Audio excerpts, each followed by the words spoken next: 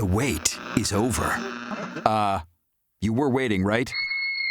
Oh, God. No. Please, no. The end is nigh. Darwin and Cat are back. In this episode, the names have been changed to protect the not so innocent. Today, we're going to talk about HR nightmares, and for once, those nightmares were not us. And for the record, we were never actually the HR nightmares. Although you would think it would be us, it was never us. It was everybody we worked with. And I want to just also note that we were trying to come up with a name for this episode, and we joked around that we should have just called this episode Blackface and White Trash, because those are two of the stories you will hear today. I'm going to start, Darwin, with the worst one. I'm going to start with a bang. Now, anyone It's the white trash story, right? It's actually not. I know. If there is one thing you shouldn't do at work, just pick anything, like the worst thing you could possibly do. What would that be? Well, let me think. I know the answer. You could reenact a scene from Bing Crosby in Holiday Inn. That would be blackface. Yes. Our first or you could be Shirley Temple tap dancing with someone in blackface. Mm-hmm. Yep. Now, mind you, what year was this? Can we go back to 2006, 7, or 8, somewhere in there? This was 2006, and Okay. It was October 2006. It was our Halloween party, and we were new, and there was a saleswoman, Barbara. Air quotes, name to protect the guilty. I was in the bathroom next to her at the mirror when this happened, and I watched as Barb, a very white woman, probably in her late 50s, usually like wore blazers and like wool skirts. She took a big bag and plopped it on the sink counter, and she took a black paintbrush out of it, and she started applying it to her face. Now, what were you thinking as you looked? Did you just like look in the mirror and just do like a double take at her? When things happen in slow motion, it's like, no. And I thought, do I tell her that what you're doing isn't a good idea at work? Do I stop her? What do you think I did? I did nothing, Darwin. I didn't get involved. And Barbara painted up her face, and she looked in the mirror, and then she pulled something else out of her bag. She pulled a big Rasta wig out of her bag, and she put on her dreadlocks. Because what else could make this worse? Right. Well, Right. That is what could make this She worse. put on her dreadlocks, Mon, and she walked out into the party room and went, ta-da! And it was complete silence. I mean... And who was she dressing up as? Let's not forget this part. And she looked around and she goes, what?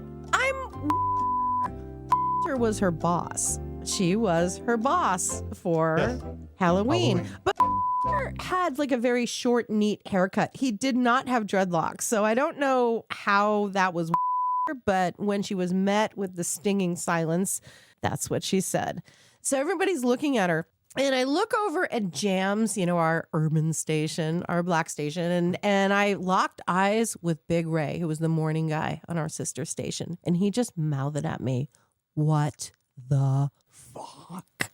And people began, I don't know if you remember, people began like trickling out of the party in droves because everyone was not just offended, but like actually really freaked out. There was like 2 pirates who walked out and a chicken and a Celine Dion and a sexy plumber. And they were all united in disgust. And I just sat in the corner eating my Swedish meatballs, watching and looking around going, wow, this just happened. I'm going to have some more of these meatballs. This just happened. And then again, as people were leaving, she's like, wait, but I'm just, it was all in good fun. It didn't help. Well, no, but then says, let's get a picture together. So somehow he just was okay with this whole thing. That I don't know what horrified me more. Like that he was just like, yeah, let's get a picture together, Barbara, or that Barbara, like, I don't know. I can't speak for him. He handled it the way he handled it with grace, and he was very calm, but he was the only one who was very calm. And as the Jams morning show is trying to get out of there too, Barbara's like, where are you guys going? Come on over, get in the picture with me. They didn't want to jump in the shot. They didn't want to jump in the picture with her. No. And I feel like now that I look back at it, I mean, a part of me is like, I feel like I should have said something, but what? What, like, what do you say? How do you think I feel? I could have stopped this whole nightmare. I could have said to her, Barb, it's really not a good idea to paint yourself up like a Rasta man right now or ever. But you know what? I just thought, I don't want to even get involved in this. It was just so awful. I just stepped back and I watched it detonate. I feel like you also were, I remember at the time you were in shock. Like, I think you couldn't believe somebody actually in front of you was, like you said, it was like slow motion. Like I feel like you didn't really believe your eyes that this was actually for real and happening. Study the history of blackface. It doesn't make people feel good about themselves. It's not a good thing. It's really terrible. It's one of those things you're looking going, is this real life? There was never any update from HR about that. There was never any follow-up. The next year, we did not have a Halloween party the next year, so maybe there was a Yeah, follow-up. that died. I did hear that it was an HR issue and it was handled quote unquote internally. I hope so. It was just horrifying. The fact that it didn't occur to this woman at all that this was I always kind of looked at her a little bit of side eye afterward too. She'd be like, hey, how are you? And I'd be like, She's like, excuse me, I speak jive. I know. And it's not helping you. that was just one of the most messed up things I've ever seen in my life. So awkward and weird. Yeah. Although it was not the worst HR thing that ever happened there. But what were you going to add more to that? Oh, no. I'm saying that was just HR disaster number one. What have you got? Yeah. I remember one time there was a coworker who, well, first of all, on radio, I don't know what it is with radio, but there were people that seemed to be very deprived and lonely in their needs department. And you know what I'm saying? They were very lonely. So they apparently did not have an internet connection at home. And so they were using the work computers to entertain download. themselves. Yeah. And like our first day when the printer was just printing out picture after picture of topless women. There's a lot of porn in radio. Yep. Do you remember the time though, when unnamed employee number 2, his images all of a sudden were showing up on everyone's computer? Yes. I don't know how it Remember happens. Yes, because it's some sort of like, I don't know, computer wizardry. Hey, let me open up my personal laptop. His porn appeared on everybody's shared device, everybody's Everywhere. device at work. It went all over the network. Do you remember some of the titles? Because these were like videos. Yes. Because I was scrolling through it and he had some really good ones. He had like Forrest Hump and As Ventura, but then there were a couple that weren't based on any classic movies. It's like, dude, why are you watching Punish My Doo-Doo Hole? And Maybe it's great. The file names had his name on them. Because when you download It was stuff his there, name _ Doo-Doo Hole. He knew how to label his files. Remember when you downloaded stuff from the network? Punish. It would put your username, Yes. the network username, on any file. Oh, and he felt really bad because I would see him slinking around the office, just like, please don't Kind of notice like a me. cat. Yeah, along he the just hallway. wanted to just curl up and die. I mean, he accidentally publicly shamed himself with the whole company, and just they were everywhere. They're everywhere. But So, do you think yeah. there was any sort of HR follow up, or were they just like, I don't know. it happens to the best of us? I feel like there didn't need to be for that one because he was kind of shamed by. I mean, everybody knew what he was into at that point, and it was just like I would wow. die. I mean, your Yeah. secret shame. Your my searches. I'm not going to sugarcoat it. My searches on Google make me look like not a really respectable citizen. Can I also add? This might be funny. I'm curious about things. Yeah, Darwin. I ran into him not that long ago Oh, no way. at the price job. At the porn store. Well, I did. No, I don't go there. Oh, okay. It was the price job. I was literally buying like seltzer water, and he didn't recognize him. He's like, "You don't know who I am." What was he buying? Melons? Cucumbers? For later? So he he used to leave him on the counter to warm up. So It's key. I felt like a jerk because I didn't remember who he was. Then when he said who he was, and Oh, gosh. he's like, I don't look that different, do I? And I'm like, It's been a few years. he's like, you don't look any different. Like, thanks. That pack with Satan worked out. Thank you. I mean, I don't look that different. No, I mean, you I got don't. little gray hair, Nah. but I mean, I'm 500 pounds heavier. But besides that, I'm good. Little Grecian formula and a big tarp. That fixes it.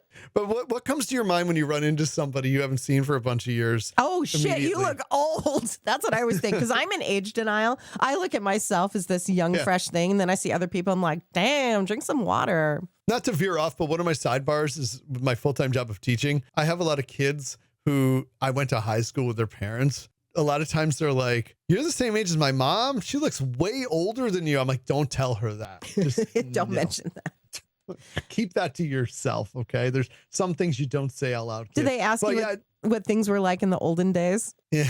No, they start to make old jokes and I roll with it because I know I moisturize. And I roll look my better. wheelchair with it and I'm good. So but the first thing I actually thought of after I recognized who he was what we just talked about was, he was the porn guy.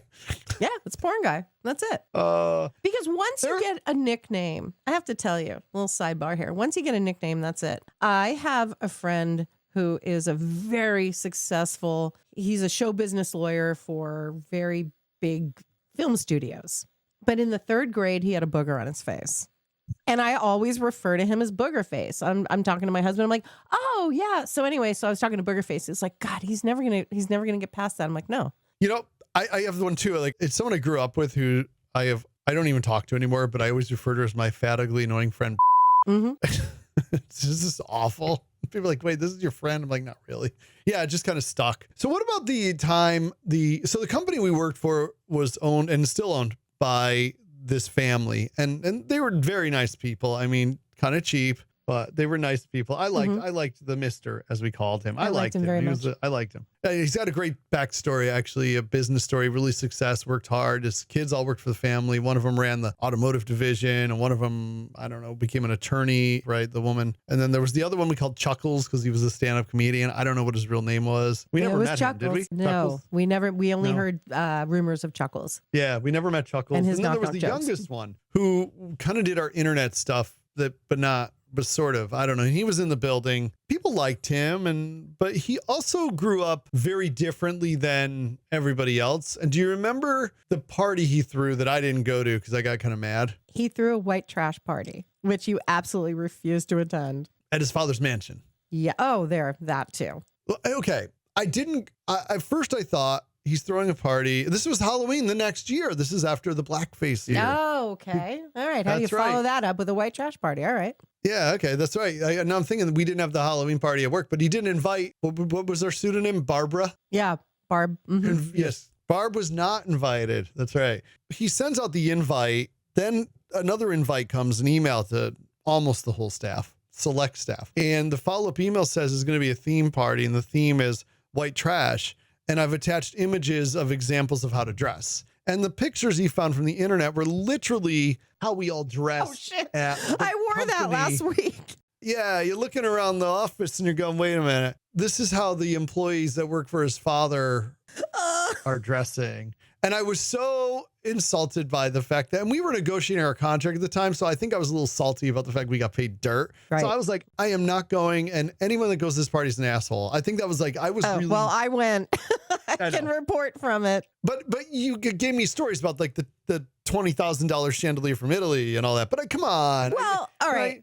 That party was a bit tone deaf. It was white trash, yeah, but he also had things like he had a stilt walker. Yeah. What? He had a stilt walker. Well, he had 3 actually. These big tall guys walking around. I don't know how that qualifies as white trash. He also had a juggler. Maybe that qualifies. What trailer park has a stilt walker and a juggler? I'm just like, come on. That is a good question.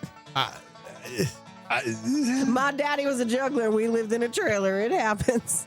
I'm at big time. I could juggle 5 balls instead of 3. Yeah.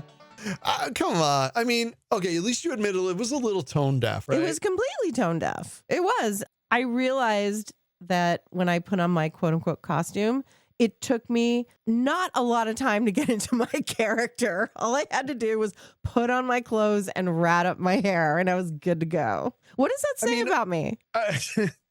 Okay, we are fancy bitches, I'm going to say. We are fancy bitches, but it's a fine line because it didn't take long. Well, at the time, okay, so at the time, the white trash party thing didn't bug me. The name didn't bug me. I didn't really care. Like, I was like, whatever, okay. But the fact that what he saw as white trash was what bugged me.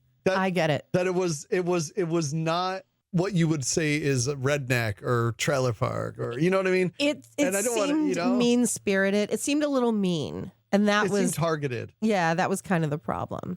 Yeah. It was like, haha, you're poor. Well, I felt like it said, "Oh, these are the people that work at the radio station, and this is what you look like." So to me, you're white trash, and I'm gonna send. It's almost like he went and like Googled what he didn't actually go Google what you were wearing, but that's how it came off. So I was. You have a hole in your sock. I'm gonna make a party out of it. I don't know. That's what I guess got me, and I was just kind of like. No, you were right. And I wish I like had the balls to not go, but you know me, and I'm working on this still. I'm a pleaser. My friends were there. It was the boss's son. He was making a pork roast. I'm kind of a sucker for pork roast. I went. But you had fun, and that was, I mean, at the same time, everybody had fun, so I can't, shame people for having fun. In a way, there was a little FOMO because everybody was talking about how much fun they had afterward. Well, too. Two things can be true at once. It was a lot of fun, and it was kind of icky. I kind of wish I went just to check out, where our paycheck was really going. It was a lovely house. Absolutely. Yeah.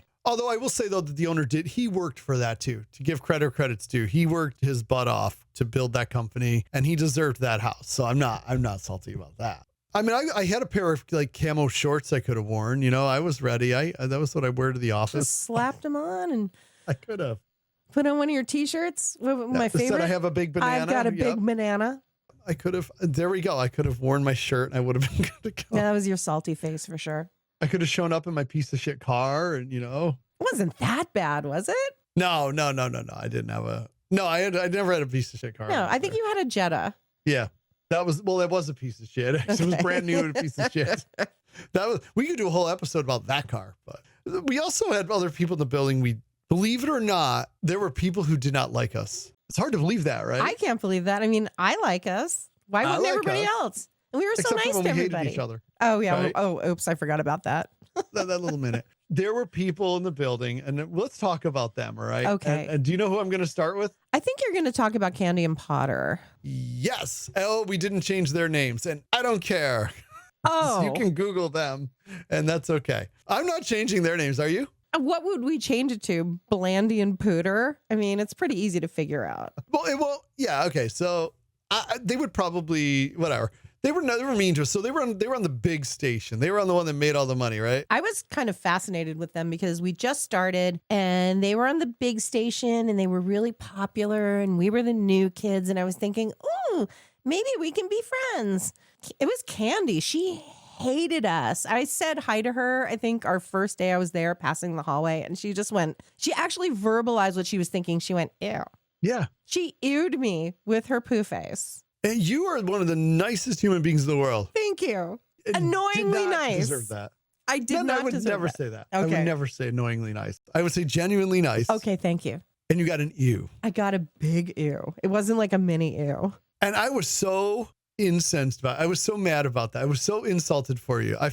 I'm still mad about it. You did not deserve that. I'm the one that's supposed to be mean to you in the morning. Oh, yeah, right. She's supposed to be mean, not you, Candy. Okay, we're in the studio next to them, and I think they were used to not having anybody there, and suddenly we were looking at them. I don't know. I don't know what it is. They weren't exactly the welcome aboard, here's a casserole people. No, they weren't. They didn't want to talk to anybody, including on their own station. I get it. You're somewhere new. You want to put your head down and do your job and keep it to yourself. I kind of get it. We kept trying to talk to them and be nice to them and try to get along with them. If they only got to know us, they'd know how great we are. And then one day, Potter, they were married too. They were a married couple. Right. Doing a morning show together, which is so cheesy. So Potter took us to lunch.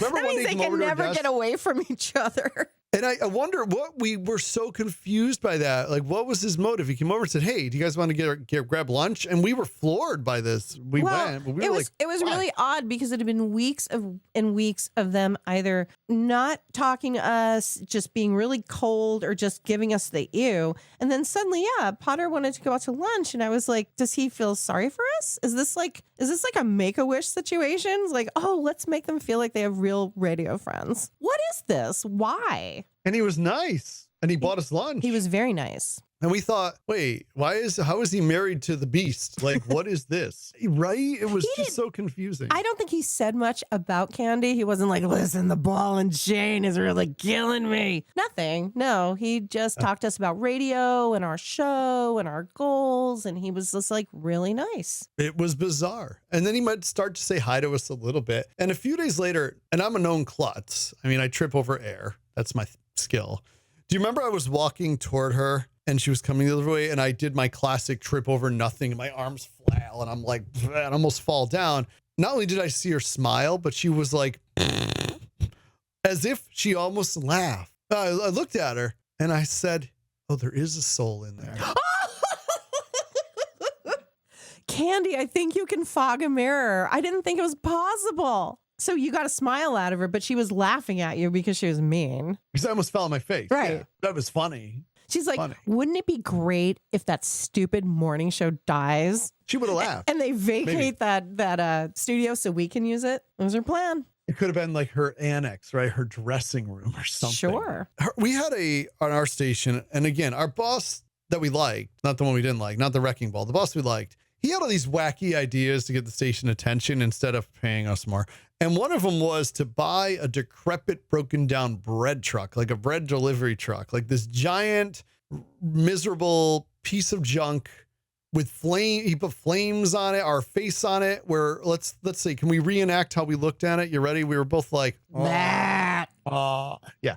They put that face on this side of the truck. It's at the edge with that bad logo. And this thing was it was junk. It belonged in a junkyard. And interns and everybody had tried. I never drove it once. I got out of that. You never drove it. Nope. And we hated it. But we gave the truck a nickname. And our boss one day said, why do you keep calling the truck that? And we said, because it's really, really big and nobody wants to deal with it. And what was our nickname for that bread truck? Candy. Nobody wants to ride that thing.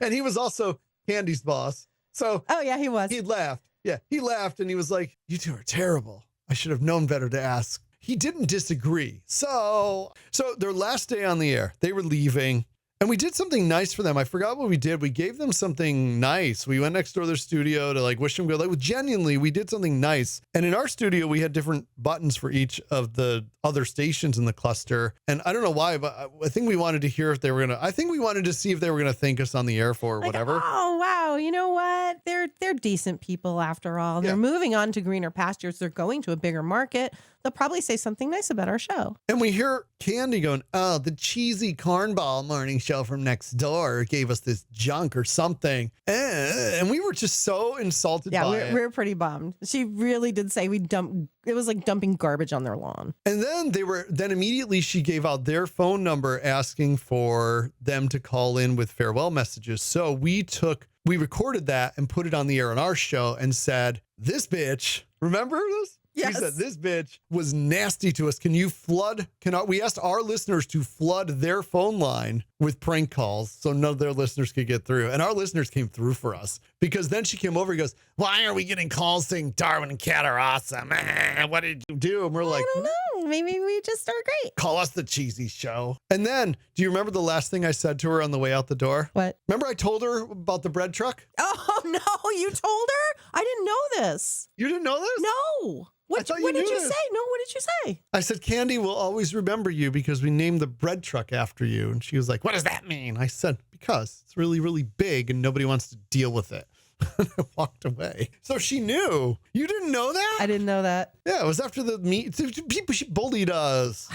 See, we're really nice people until you're mean to us. And then we name a truck after you. We just wanted to be friends, but now you're our truck. Well, you know what? She started it. If she didn't look at you. Yeah, neener, she started it. Thing is, I was so offended when she called us cheesy and they were doing phony phone calls. Right. Phone scams. Everything they did was fake. That they paid for, that were actors. It was nothing real. If you want a good laugh and to hear how good they were, I have to say to our credit, Opie and Anthony, back when they were cool, they totally didn't want to make fun of us because we weren't that show. But who did they make fun of? They ripped on Candy and Potter. If you search on YouTube, you will get the full scope of Candy and Potter's show.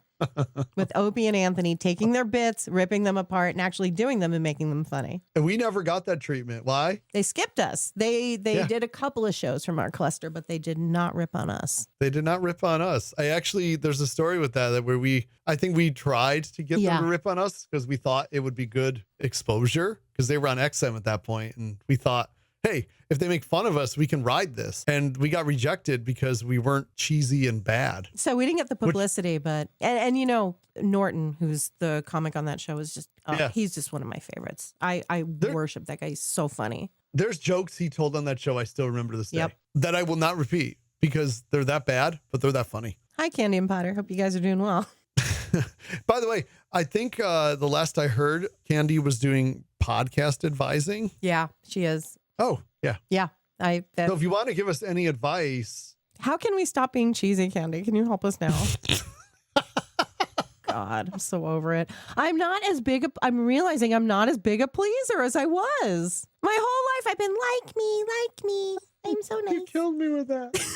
Oh, who else drove us insane? Oh, there was a chick we worked with who was also on the big top 40 station that drove you bananas. Oh. Yeah. Okay, this one I'm going to change the name because this one I didn't hate but drove me crazy, right? Is that the right if I'm on the right one? Yes. Let me give a pseudonym, and if you think you know who I mean, blink twice. Okay. Okay. Misty Nailer. Blink. Okay. That sounds like a cigarette from the 80s that my mom would have smoked. Catherine, bring me my Misty Nailers. So, all right. So I got it. Misty Nailer drove me insane. This was somebody who had, I think, 2 brain cells, one of them to think, and it was thinking about keeping her butthole shut. And that's where her other brain cell was. And if she thought too hard, she would lose both. Wow. Okay. So the Fly 92 morning show once. I'm just explaining. Remember the morning show was planning a prom for like somebody that had been disfigured or had some accident or I don't know. They were planning a prom. Yep. And they were stressed out about it. And they were just in the middle of it and they're talking about it. And all of a sudden she wanders into the bullpen and she's standing there rifling through stuff and getting in their way. And then she just stops. And she's standing there staring at them. And all of a sudden, Brian on the morning show over there stops and looks at her and he's like, Misty, he's like, what do you need? And she's like, where's my pen? Like, my pen, I need my pen. It says Misty on it. It has my name on it. Like, where's my pen? And he's like, he just loses it on her. Absolutely. He was the coolest guy. He was always chill. Mm-hmm. Loses his mind on her. And he's like, we're planning an effing prom. And he was like, who gives a shit about your effing pen? Like, do you remember he had an effing meltdown? You're looking for your freaking pen? We're planning a prom. We're planning to do something nice for burn victims and you can't find your pen? So I remember bad. that. There's a record label rep who anytime it's his birthday or we communicate online, we always reply to each other with dance music because anytime he talked to her about adding music to the station, she'd be like, I think we need like more dance music. I mean, that song's cool, but can you really dance to it? Dance music? Because it used to be dance music. 15 years later. There's one time in the Fly 92 studio, because they used to be staffed 24 hours a day. They used to have somebody there even in the overnights. There was this big red like police light that if one of the stations was off the air, the light would go so that whoever was there knew to do something. And Magic was off the air, but we knew it was off because everybody knew. So they kind of took and put a hat on the light because it was annoying because it was just going. And everybody in the building knew Magic was off the air. Do you remember the time she came out like Paul Revere screaming? Like apparently she didn't see the email that Magic was going to be off for a few days. Do you remember this? Oh my God, Magic is off the air! And everybody's just looking at her and shrugs. And they're like, it was like she was announcing the aliens had landed and they're invading right now. It was just crazy. So things just with her, she just wasn't even on our station, got annoying. Do you remember the prank the interns played on her? Mm-mm. Do you remember how she used to take off her shoes all the time and walk around in her socks? Yeah. Around the office and that. So do you remember? Because she was just dumb. Do you remember the interns took glue? They took super glue and they glued her shoes to the floor under her desk. No, really? Yeah. Oh and then my she went to put them God. on. My shoes are stuck to the I was going to floor. listen to some dance music, and now I can't dance because my shoes are stuck. Where's my pen? Have you seen my pen? And she spent like 15 minutes trying to get her shoes to move. And it was just like, because it was so easy to do this. Okay, but what really drove you bananas is when she was suddenly hired on our station. Oh, Now, she was coming from dance music, which is fine. Dance music. Dance They music. didn't even play dance music on Fly. Whatever. She was coming from the super popular station, and then our station played hard rock, active rock, whatever it was called at the time. And she knew nothing about rock Zero. music. Nothing. And I know, like I've done multiple formats, you've done multiple formats, and you don't have to be a complete genius when it comes to the music format. But she do you remember what she called a couple of the bands? Well, first she tried to air check us, which is, if you don't know what that is, if you're not a radio person, it's when you sit down with somebody who is basically, they give you advice on how to do better on the air. Mhm. And they say, this was good, this was bad, here's how to do this better. And she wanted a meeting with us to give us, because they gave her they had to give her a management role because that was in her contract. And so they gave her this like, and they remember they gave her, she sat down with us. Oh, I wanted to scream. Remember one of them, she was like, so Darwin, you said the name of a couple of bands wrong. It's Rio Speedwagon, not REO. And I was like, what? Because they're from Brazil and it's Rio. What was the one you said wrong? Air quotes. Cat? Is it? Can you tell me how to say this? Is it Crocus or Crocus? Oh God, Crocus. Oh God. And then Bajork. It's pronounced Bajork. She was so stupid.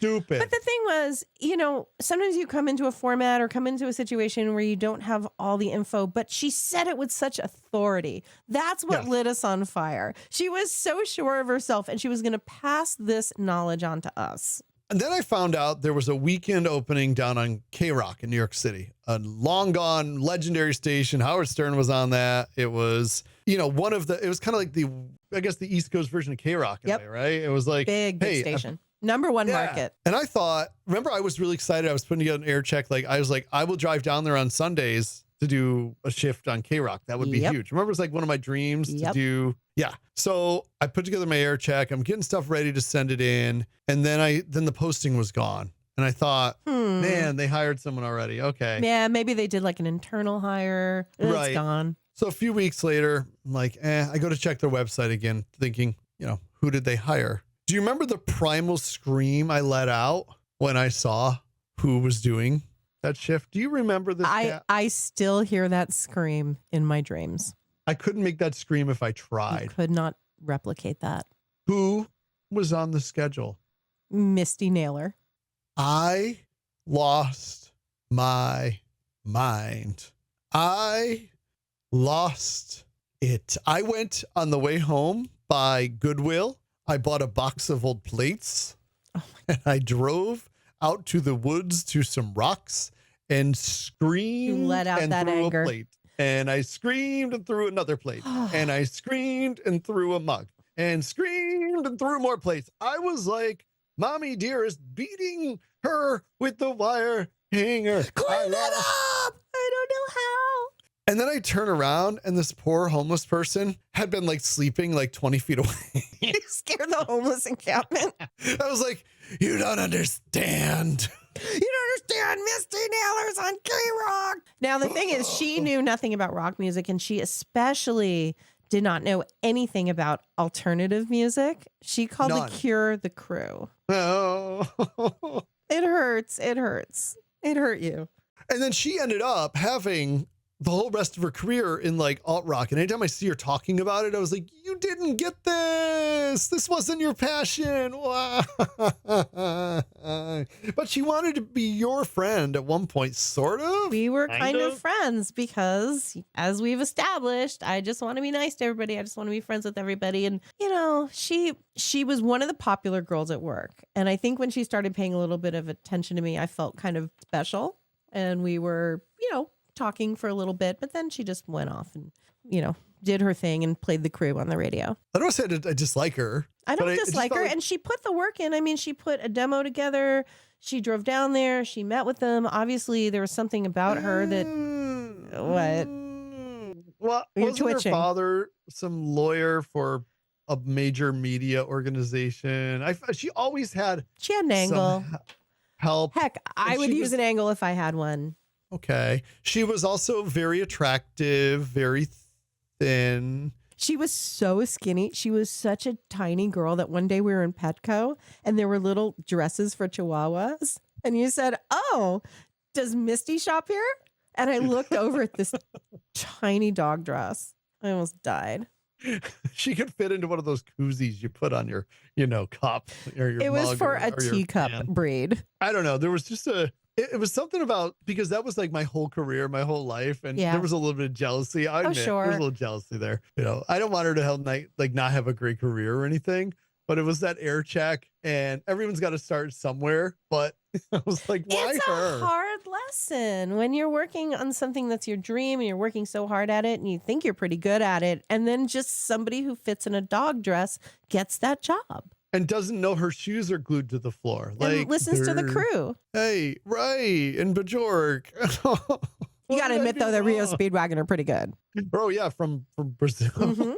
So, They're yeah. from far away. And the thing is, I guess it's one of those ones where, it's just, she did drive me crazy because it was just, she was vapid. I think, is that a good word? That's a great word. And that is Okay. accurate. So I think that's what did it. It was the vapidness where I was just like, and then also it just ended up being somebody who was supposed to give us feedback. I think that was the other part, right? That was particularly galling. Where I was like, no, girl, we should help you. We could help you. We could, but no. So those are our HR nightmares. I know the last one isn't really an HR nightmare. I guess it's more of a nightmare for us. But can you think of anything else? More of a personal nightmare. Oh yeah. And we did end up in HR at one point, didn't we? Did we ever get in trouble? No, we didn't. No, I Did just faced HR when they booted me out, but that's a whole other show. Oh, there was one time. This is actually, I'm trying to remember what I said because our desks were right by the bathroom and the door to the corporate office where HR was. I forgot what I said, but our HR person was right behind me and everyone was afraid of her except for we weren't. We loved her. You We got along great with her. Yeah, especially me. Maybe you might remember what I said. I said something really loud and I swore too. And the whole office could hear it. And all of a sudden from behind me, I felt somebody flick my ear. She And did it was flick never- your ear like she was your auntie. Yeah, I mean, it was the HR person literally hit me, which was great. She came up, flicked my ear, and I turned her, and everybody looked because everyone was terrified of her because she came floating over to me. And She they could thought I was, hover. I do remember that. She had special Yeah. powers. And everyone thought I was doomed because I said whatever I said really loudly, and I turned around and she was like, "Your halo is crooked." Yeah, 'cause she had that accent from. Do you remember what I That gave me said? the chills. I forget. What did I say? I don't remember. It was something inappropriate. Shocker. But she was great. We got along with her. I especially did. You she loved danced with show. her at the Christmas party. I did. And I think everybody it was was horrified. I think it was a slower number. Of course it was. I don't know if you got a little side boob, maybe? No. Mm, Darwin worked his magic. I did. I got away with the ladies. They don't have a way with me, but I got away with the ladies. Next time on the Darwin and Cat podcast, we were on reality television. We, during that wave of reality TV, when reality TV was the thing, we were on Wife Swap. Darwin, Actually, I don't like the music on this show. This show is trash, and now here's the traffic and the weather. People do ask, was anything fake on the show? And there were two things that were actually fake.